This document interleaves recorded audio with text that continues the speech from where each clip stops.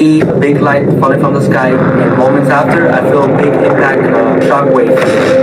When I tried to look at the object, it was all blurry, and I hear thousands of footsteps around me. At this point, we all freaking out, me and my family.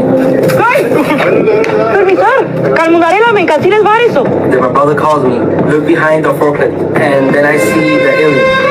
It was a tall, skinny, lengthy creature, a gray-greenish color, and he has a weird-looking feet, and I could hear his loud, deep breathing, and I could see his stomach moving, and a big face, and eyes, and you could see a big mouth. And when I looked at it in the eyes, my body just froze. The same experience as having sleep paralysis.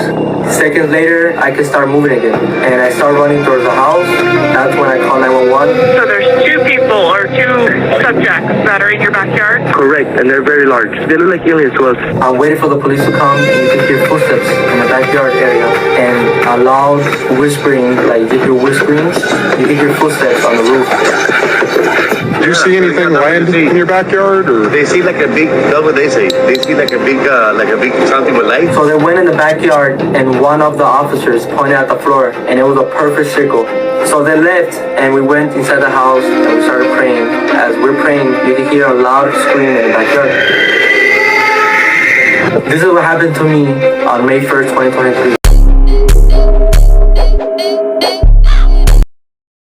Wow.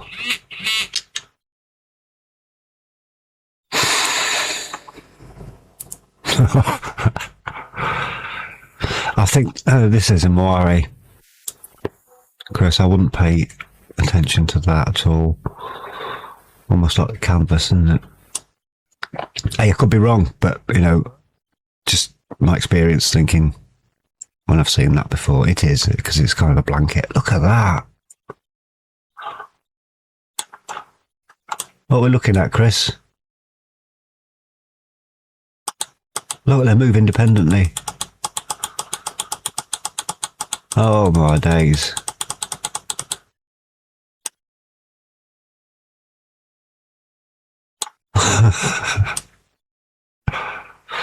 Hey, is this disclosure? Are we actually seeing something here that's a bit special?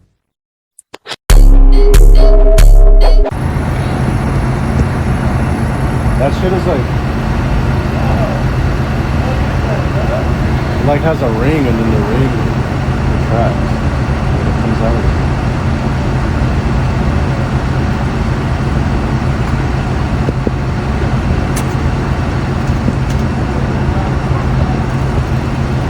Look, bro, this motherfucking UFO.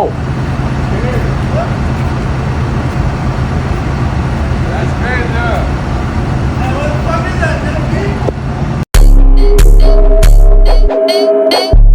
I do think there are a lot of weird abduction cases where people experience things. Have you ever had anything like that? Or I had one very strange experience that I can't explain to this day. My girlfriend and I are in what we call a bedsit in the UK, tiny flat, on the first floor, not the ground floor. And we'd gone to bed, we'd gone to sleep, and I was suddenly woken up by a really sharp pain in my left heel. And it felt like 2 or 3 a.m. In the morning, I pulled the sock off, and in my left heel, there were 2 perfectly circular holes, both about 5 millimeters in diameter, and one still had this flap of skin hanging off it, like a hole punch used for paper, but no explanation whatsoever. But a few years later, I found out, because this is something I'm always researching and looking for an answer, because I still haven't got one. There's a company, I don't know if it was VeriSign, there's some chipping, like electronic chipping company, and their process was exactly like that. No way! Yeah, a double injection. And then years later, I've got 2 bumps that formed where those holes were and then moved around, and I still have those bumps. what? On my heel today. Do you think a human did that? Do you think an alien did it? I'm thinking some kind of government tracking. So when I woke up with the holes, they were kind of round here in the corner, but now they've moved slightly. So one's there, it's a lesser Whoa. bump, and the other one's there. The other one's big. Yeah. Like that's like very easy to spot. Yeah, and that's the other one.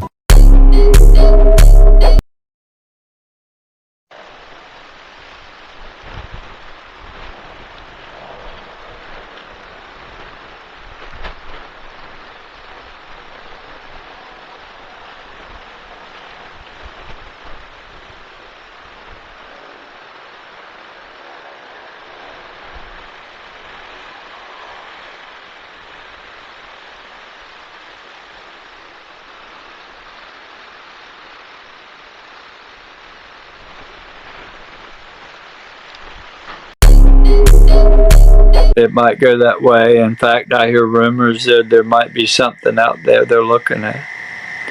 Yeah, I've heard the same thing. What have you heard?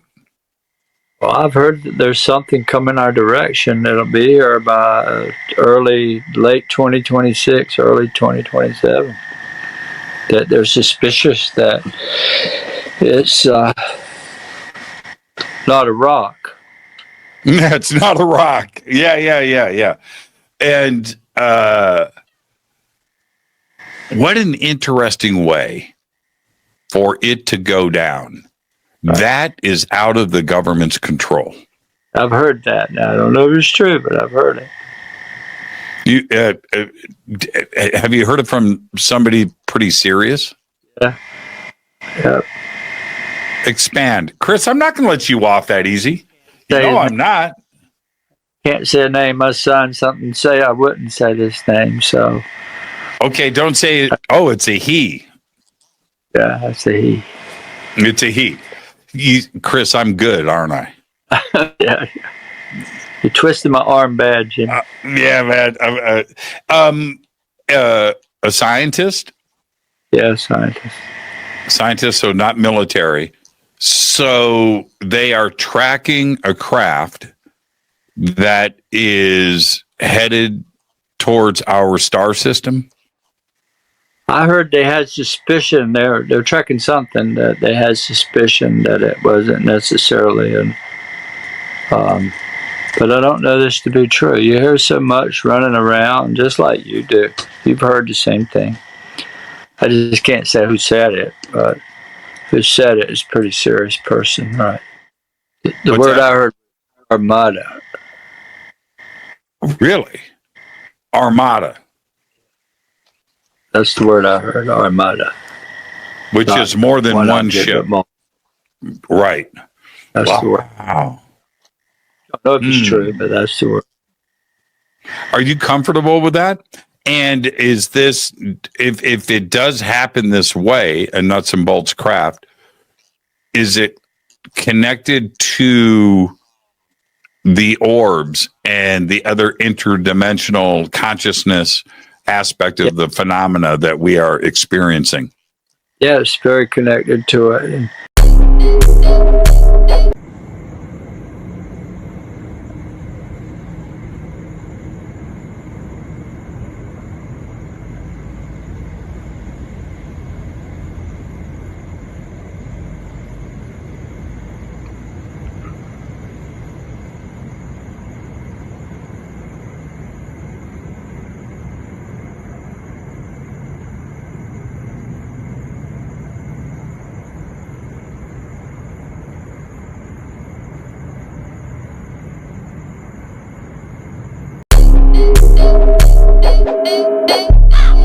Intelligence folks, military folks, all the time reaching out to me, and I'm told that there's activity almost 24/7, about 200 miles off the East Coast. And I actually have the coordinates. I just said I have to get a boat that could go 200 miles off the coast. And I've actually talked to some people about that, but I've been given coordinates to some of this UAP activity in the oceans as recently as last week. I spoke to it's a major hotspot out there. Yeah, I would love to know the exact area because I've gotten also confirmation from U.S. Marine Corps pilots traveling up a couple hundred miles off the East Coast, and what they witnessed was unbelievable, and traveling at 10 times faster than they could possibly.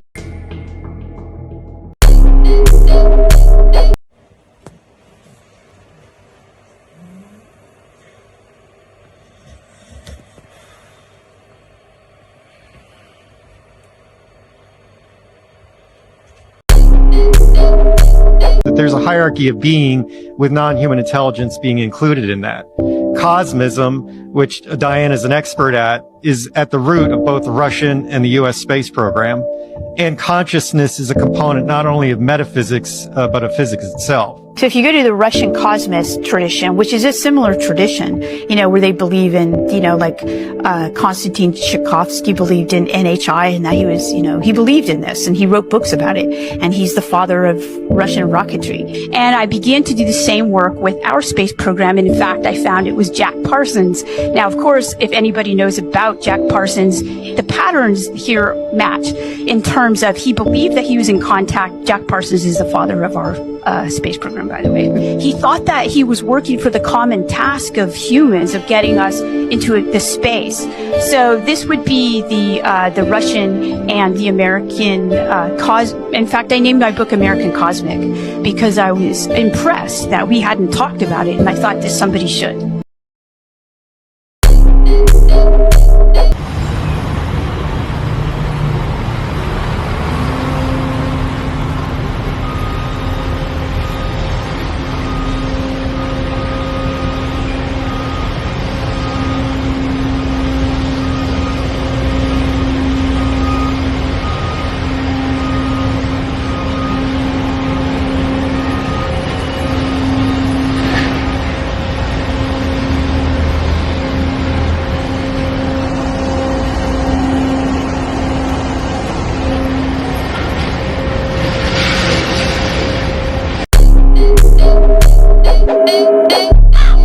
Well, I hear that, and then Tim tells me that, what do you think of the moon? I'm like, it's not that he's telling me, he's planting these ideas in my head. Sure. Like, what do you think of the moon? I'm like, I don't know, I've been obsessed with it all my life. I wrote about it in the book. I was a little boy, I was always staring at it. He said, you think it's real? Think the moon is real? That's what he told me. He said, you think it's real? I said, well, I think so. He said, isn't it funny? And he gave the numbers like 400 million miles, and it's in the exact spot, and it never changes its face, and it's locked in the tidally locked. And how it got there, he said, maybe it was towed in position. There are ancient Native American legends about the sky without the moon, and when it arrived and the earth was covered in mist, and when the moon arrived, that's when the tides in the oceans formed. I had no idea that. Yeah. Wow. Well, that's the kind of things that they do. These intel people, they tell you all kinds of things, so I have to try to sift through the data and make my own thoughts, but he insinuated that it may have been pulled here.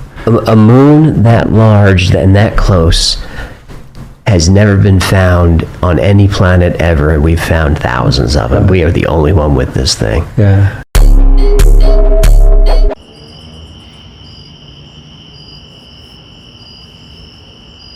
Could be a spear. The thing, the spear is flying around the earth. But it's not moving though. It just looks like it's orange. It looks just like a bright star. My dad said Jesus.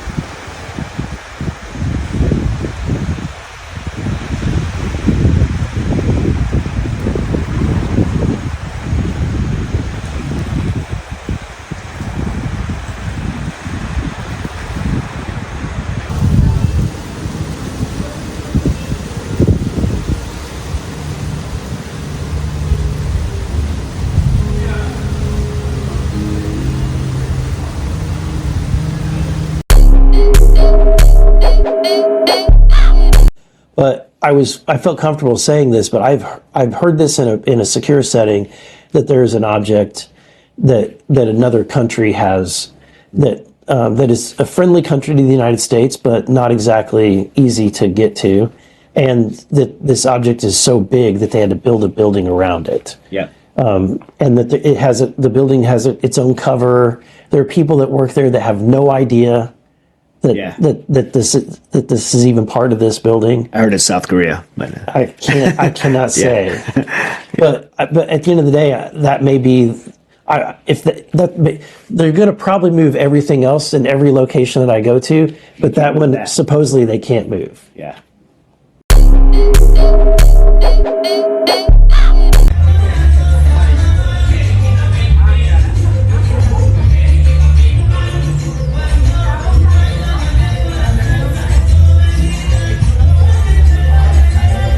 ¿Qué carajo es esto?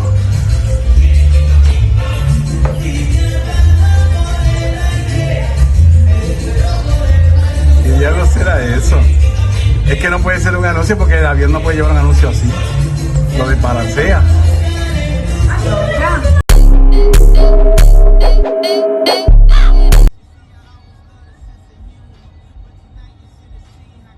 But just one thing I want to throw out here, and I want to cause a bit of mischief with the US government. I've just been somewhere in the United States where I know there is another portal. And I know the United States knows about it. And I was there just the other day.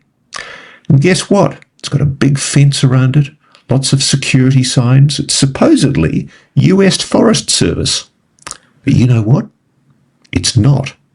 And it's supposedly ancient ruins of tribal art. And you know what? It's not. What's happening is that the United States is using the US Forest Service and claims of the protection of archaeological relics to keep secret from the public a portal on US soil. There, Megan. When the drone thing happened, and they weren't drones. They were not drones at all, and we know that they weren't drones. They know that they weren't drones. They were orbs, right? And it's the very thing I predicted. I didn't predict it. I just told what I was told. That when Iran and Israel go to exchanging missiles, then the orbs would start appearing out of the sea, out of the land, out of the sky. And they were firing at one another in November. And what happened November, December? Orbs appeared everywhere, so the government freaked out. And they started sending their own drones up, big ones, and leave them for days hanging around. All that was done to confuse the people. So you're a pilot. Yeah. I've been shown from another pilot a NOTAM report that showed in advance all these areas where drones would be.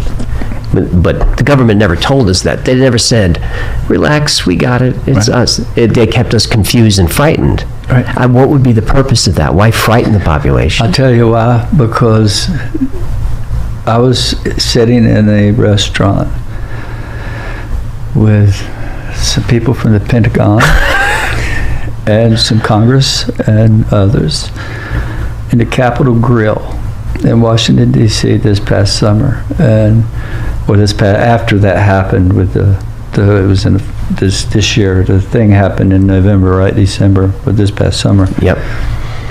And or spring. It was not too far after that we were meeting.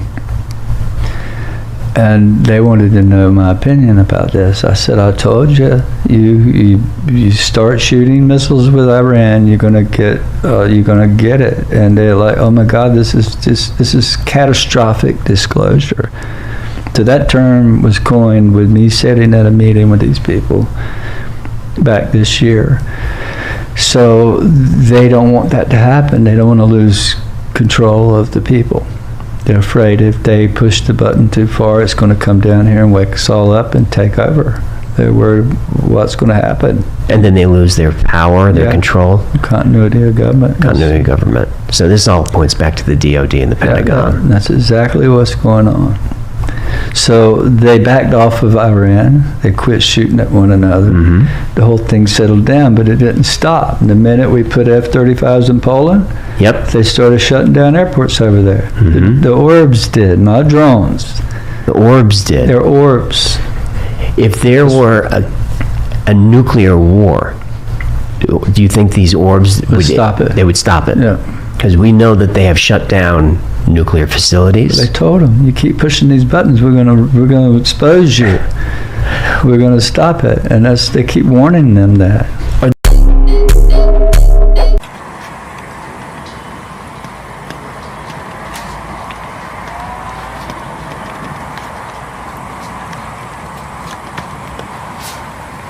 Oh, what is it? Objects, but what is reported is that we have a reverse engineering program that's called the Legacy Program of engineering craft that are of non-human intelligence, and so you can follow that rabbit hole. That's one of the things that I'm trying to track down. I'm have requested from the White House to go to these locations where people report that there's, like, whether it's a research center and they're reverse engineering, or where they've got a vehicle, or where they have bodies. I've requested to be able to go tour these facilities. Now, you got approval? The White House has no problem getting, saying yes. I mean, to me, whenever I made that request, they said, sure. Well, now I have to go through all the bureaucratic, channels, and we do have our first site visit scheduled at the end of this month. But yeah. So all these programs and all of these sites are under the authority of Secretary Hegseth? Yes. And within some of these sites, they are the Department of War, but also you may have intelligence agencies that are involved. Some of them, you have private companies that are on site.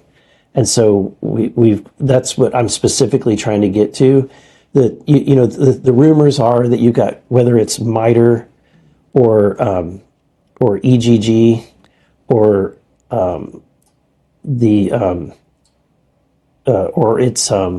it could be Northrop Grumman, Lockheed, Raytheon, you name it. That they have at least some components of craft that they're reverse engineering.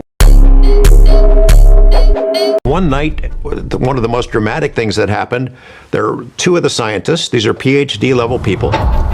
They walk around the middle homestead, and two guys are up on Skinwalker Ridge looking down. They've got infrared equipment watching, and one of them with the infrared sees what looks like a dirty snowball of light just hovering a couple of feet off the ground.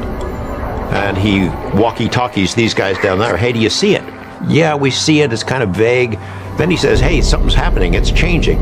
Our guys are on a ridge line looking down, and you see a light appear above the ground, expand.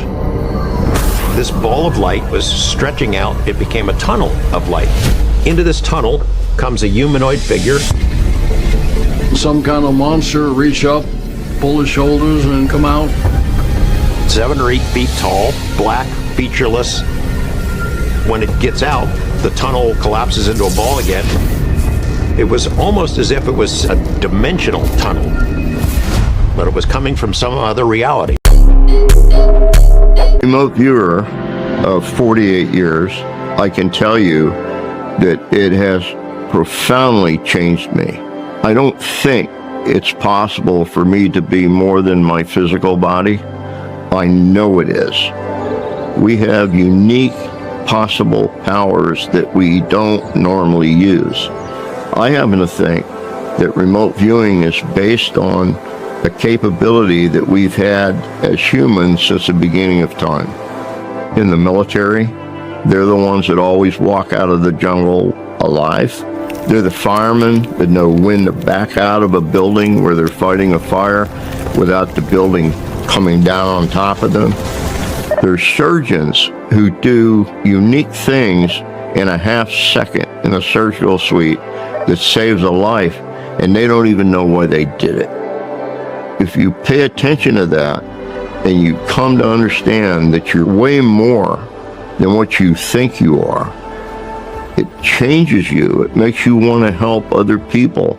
It makes you more empathetic. It makes you want to do things that other people would say, no, that's not possible. If you can do that, you can do anything. This is sort of like off subject, but didn't you all require in the latest defense authorization that the UFO information has to be? What? They ripped it out. They killed it. Oh, I thought that had gone through. That was my amendment, and it got ripped out. Oh, okay. Well, you've just, I didn't know that, so thank you for enlightening me. Okay. Yeah, they've been killing it. I didn't know that. Next up's Representative Perry from Pennsylvania.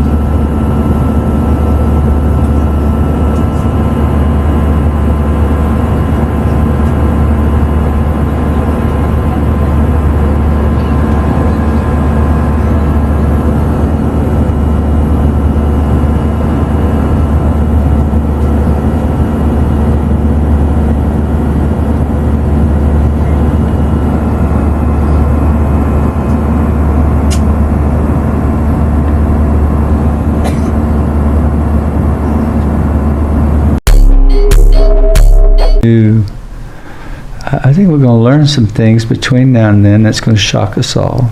I think disclosure is going to come more real. The government's going to reveal more things. I have a little birdie telling me that Egypt is about to release something this year that's going to rewrite history. Is that right? Yeah. I've been asked to be a part of it. Can you share any of that? I can't. Can you tell me where in Egypt? Or I just know it's through the Egyptian government, through the Antiquities Authority. I don't trust those guys. I don't either, but there are very valid scientists in the United States that are a part of it. There are, and there's a lot happening in the Valley of the Kings right now. Yeah. It could be they just discovered a new pharaoh there. It could be something out of that dig. I think it's more about what's under the ground. Man, I hope we're talking about the Hall of Records. I don't know. They didn't tell me. They just told me they want me in Egypt this year, and that they were going to reveal something that's going to rewrite history. There's a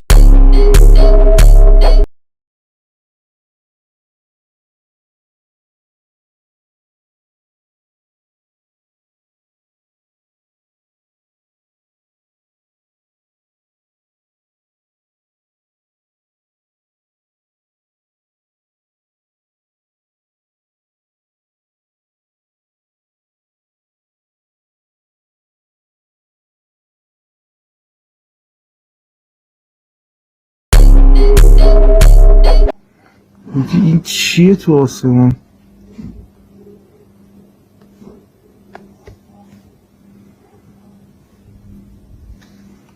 چه جالب داره میدرخشه. بعد نه ستاره است نه چیزی. من داره حرکت میکنه. When your husband was president, it was Lawrence Rockefeller had an effort to try to disclose UFOs, UAPs. When you were running for president, John Podesta publicly stated that you would disclose these files if given the chance, if you had been president. Are you pleased to see that these files may be disclosed finally? I am pleased. As I say, I think they have to be carefully scrutinized so that no national security information is disclosed, but this is an issue of real importance to so many people, and I think whatever can be disclosed should be disclosed. Was there a program that specifically that was referencing that you were aware of? I was not. As you mentioned, John Podesta, who was one of my advisors, was deeply interested in the issue, and if I had been elected, I certainly would have listened to his advice. No way, is that a plane? No way.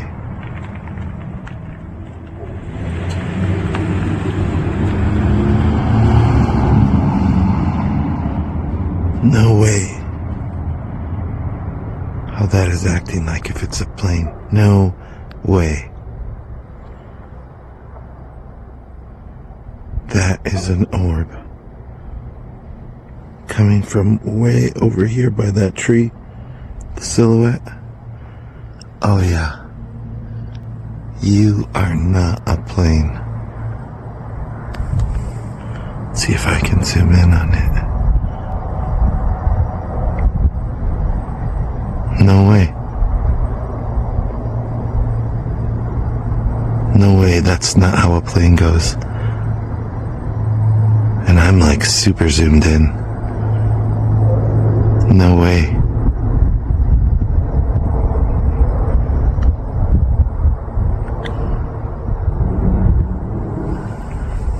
No way.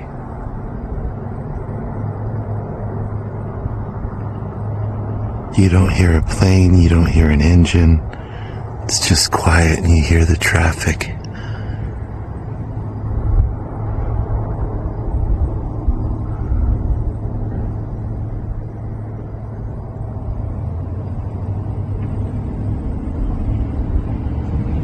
No way. No way do planes do that.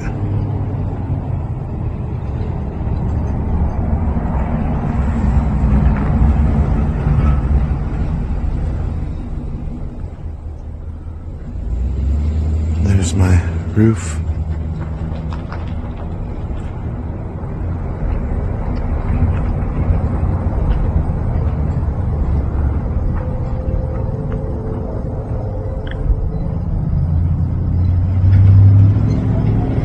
No way.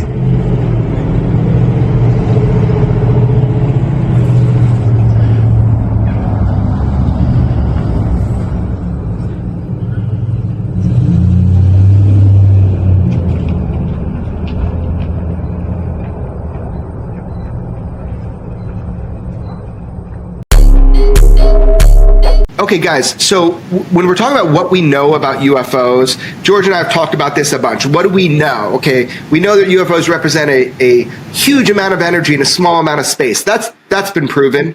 However, what do we really know? And you guys have something in your book that is it's just a couple sentences or one sentence. It was so profound to me, and I want to hear you guys elaborate on it. It says, everything works as if UAP were the product of a technology that integrates physical and psychic phenomenon and primarily affects cultural variables in our society through the manipulation of psychological and physiological parameters in the witnesses. Can you guys expand? That's a huge statement. Can you expand on that? There's a lot of really good work and really good documentation regarding the manipulation of perception by people like Jacques Vallée.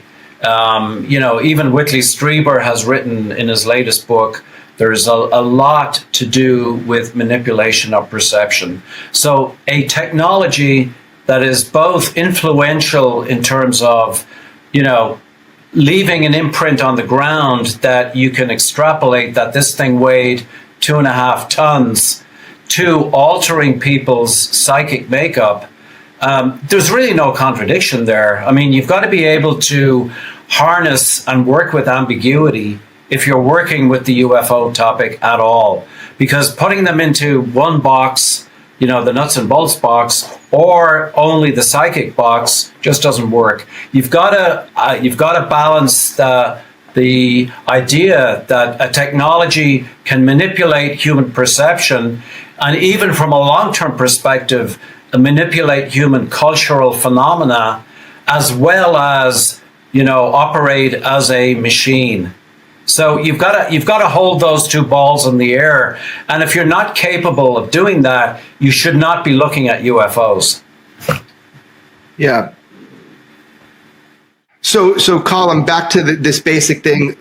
You've tried to talk with me before about the physical and the psychic nature of UFOs, and you're saying, look, you got to be prepared for both if you're going to investigate this. But that statement that you guys wrote in your book, it really is something I think people really need to pay attention to. You're saying that everything works as if UAP were the product of a technology that integrates physical and psychic phenomena.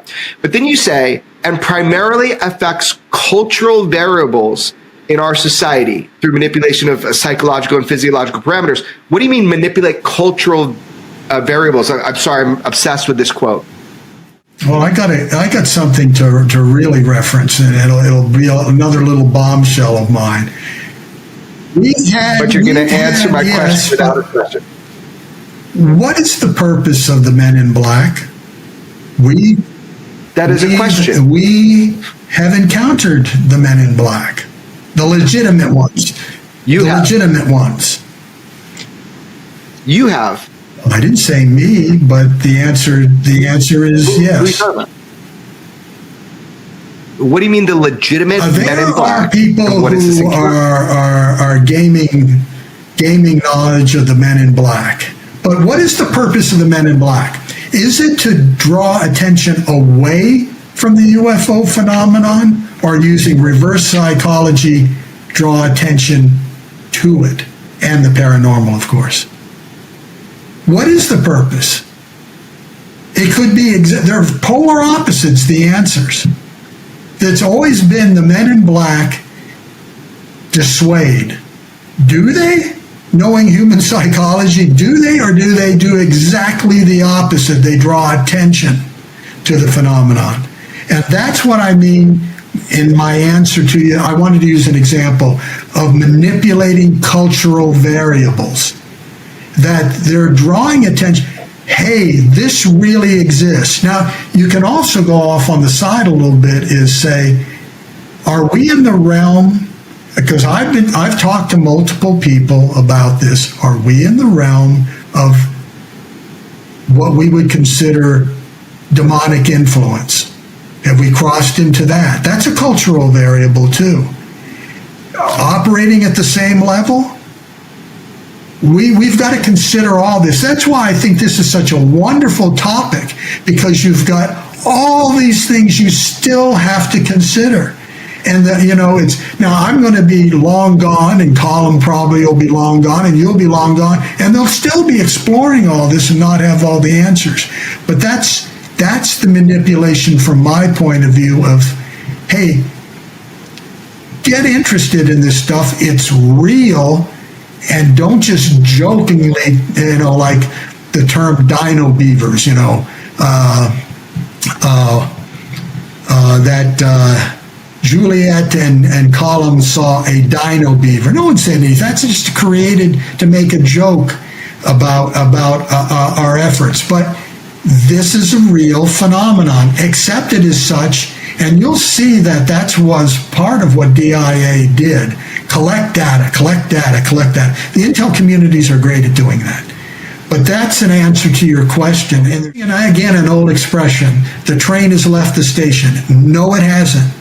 These books are proof of it. No, people can still get on the train, but those who laugh and joke, don't bother getting on the train, because you're not learning anything from the experience.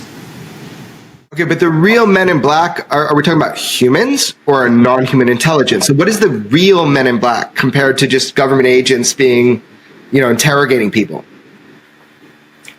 I think there's enough evidence in the literature to indicate that the phenomenon may be associated with some cases of what we call Men in Black. But what are they? Well, they're parts of the phenomenon. Okay. So not just government agents walking around. Well, there's government agents that are also at the same time in parallel working on, on intimidating witnesses. I know, but I'm not talking about the government agent. I'm talking about what you're calling the real men in black. So you're like, I'm saying that they're part of the phenomenon. Let me put you on the spot then. What? Because you've said this before. What's the date? What's the date when Regulus turns red? I don't know that, and I'll tell you why. Okay. I was given this riddle by the lady. Because you've been misquoted. Yeah, I'm misquoted all the time. I've got people on the internet saying, Chris says this or Chris says that. I've never said that. Chris says that the Sphinx is going to open up its paw and all this. Right. I never said that. Edgar Casey said that, right? It's all over the internet. But what... you say a lot of things that Edgar Casey said about the Hall of Records and stuff. Yeah. There's some similarities. Well, it's all part of this progression and studying. I study everybody. I'm on a mission myself. But what I do know is when the lady told me about this many years ago, about the Regulus and the star, I immediately called a literary agent friend of mine, Lisa Hagen. Lisa's a very close friend, lives in Virginia, book publisher. And I told her, we were working on a manuscript, Lisa and I, and we were talking all the time, so I told her about this. And she said, oh my, I know a lot of people that does astrology. They write books, I said, well, find out if this is going to happen, if it's really real. I don't know if it's going to happen. It was just a riddle she gave me. So she calls Kurt Nielsen from, he's part of the Edgar Casey Research Center and different ones, and they all came back to me way back then, September of 2026, this is going to take place. So for 7 or 8 years, that's all I preached about. You can look at many podcasts that are older ones, and I'm always saying September of 2026. When I wrote the book, I thought, I better fact check this. And so I called Lisa back, and I said, Lisa, you remember this? Tell me, am I correct? Wasn't it September? She said, oh, I think we made a mistake there. I think they believe that now it's going to be in Easter around April. And I thought, well, that makes sense because the lady always comes on Easter. So that's what I went with. But I never really felt, because for 8 or 9 years, that's all I said was in September. I was never sold on it, other than the lady's always associated with Easter, or has been. That's when she comes.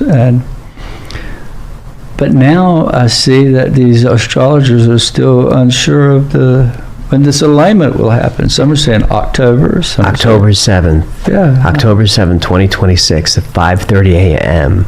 Yeah. It will line up with the Sphinx. And if the atmospheric conditions are correct, that blue star is going to turn red. Well, that's. I thank you for the question. I think you're referring to, Three Eye Atlas. I'm not sure anybody knows what the heck that thing really was. I think it's still very possible that it was artificial. I don't know. It could have been commentary. Not sure. But I have heard rumors. I've heard rumors behind the scenes that something is coming. It's 100% artificial. It is massive, and it's supposed to arrive sometime around the year 2027. I didn't hear this, by the way, from Jeremy Corbell. I don't know who he's heard that from. I don't know if it's the same people. I heard this from other people. And I can tell you that there are insiders who are taking this very seriously. So from what I can tell, it's something that was detected either by Space Force or some element of the intelligence community or NASA. And it's people are alarmed. It's not the Three Eye Atlas thing.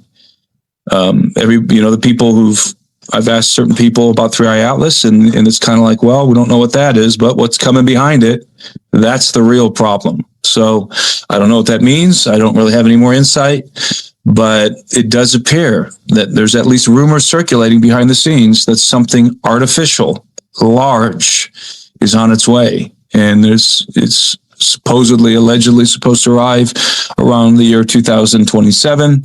And, I know that Mr. Corbell in that one interview said that, it was going to be a lie. We were going to be told there's an alien spacecraft and it's going to be a lie. I don't know anything about that.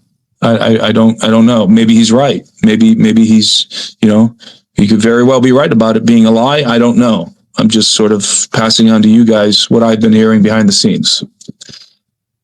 I appreciate you speaking on that, Tim. There are people currently on the stage, in addition to you, who've also heard from people, whether it's a PSYOP or not, people high up who take this very seriously, with the exact same dates, planet size, roughly moon sized.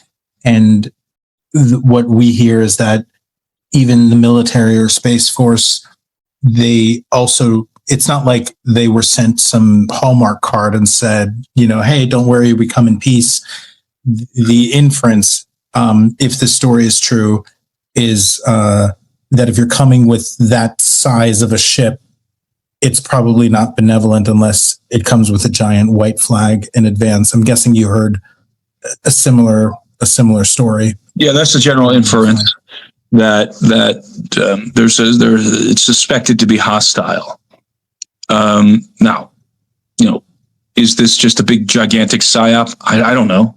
I mean, I don't have enough information to know, exactly anything about it, really. So nobody really does.